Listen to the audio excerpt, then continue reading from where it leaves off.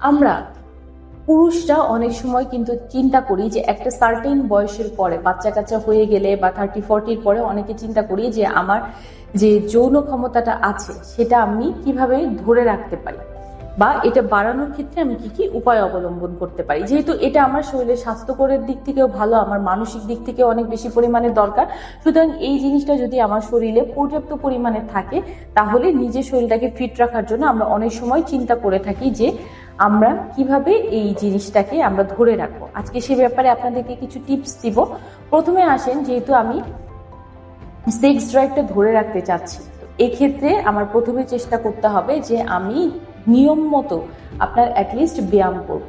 অর্থাৎ যে কোনো ধরনের আপনি যোগা করতে পারেন, এক্সারসাইজ করতে পারেন অথবা হাঁটাচলা করতে পারেন। এতে কি হবে, হাঁটাচলা করলে বা এক্সারসাইজ করলে আমাদের শরীরে অ্যাক্টিভিটিটা বেড়ে যায়, অর্থাৎ এনার্জি লেভেলটা বেশি হয়। যখন এনার্জি লেভেলটা বেশি থাকবে তখন আমাদের আশেপাশে যে হরমোনাল লেভেল সেটাও ভালো থাকবে, যার কারণে আমার যৌন ক্ষমতাটাও বজায় রাখতে সাহায্য করবে। দ্বিতীয়ত হচ্ছে যে খাবার দাবারের ক্ষেত্রে আমরা অতিরিক্ত কার্বোহাইড্রেট জাতীয় খাবারটা এড়িয়ে চলার চেষ্টা করব।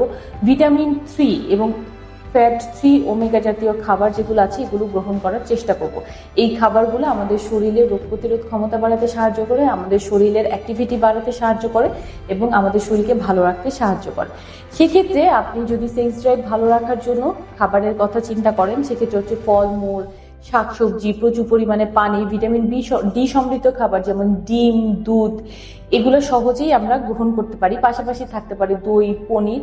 এছাড়া ফ্যাট 3 ওমেগা যুক্ত খাবারের মধ্যে যেমন থাকে আপনার হচ্ছে স্যালমন ফিশ। তো এই খাবারগুলো গ্রহণ করার চেষ্টা করুন।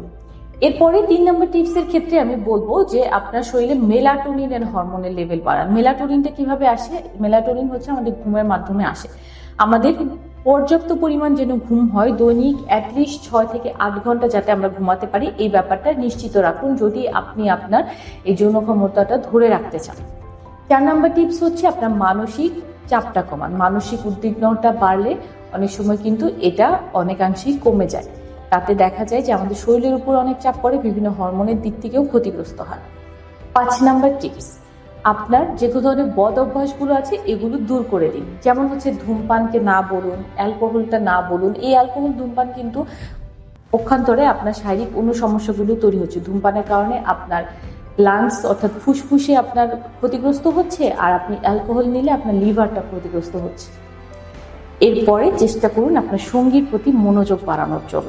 অতএব যতক্ষণই চেষ্টা করবেন যে বিবাহিত জীবনে 30 বা 40 বছরে বাচ্চা কাচ্চা হয়ে গেলেই কিন্তু সঙ্গীর প্রতি যে আকর্ষণটা আমরা হারিয়ে ফেলি, এটা কিন্তু ঠিক না। উনি আপনার একদম বৃদ্ধ বয়স পর্যন্ত সঙ্গী, আপনার তার প্রতি আকর্ষণটা থাকবে মৃত্যুর আগ পর্যন্ত। চেষ্টা করুন তার প্রতি মনোযোগ বাড়ানোর জন্য, তার প্রতি আকর্ষণীয় হওয়ার জন্য, এবং তার প্রতি যত আকর্ষণ বাড়াবেন আপনার শরীরে হরমোনাল লেভেলটা তত বেশি পরিমাণে ভালো থাকবে। এই টিপসগুলো অবলম্বন করুন। আজকে এই পর্যন্তই, ভালো থাকবেন। আসসালামু আলাইকুম।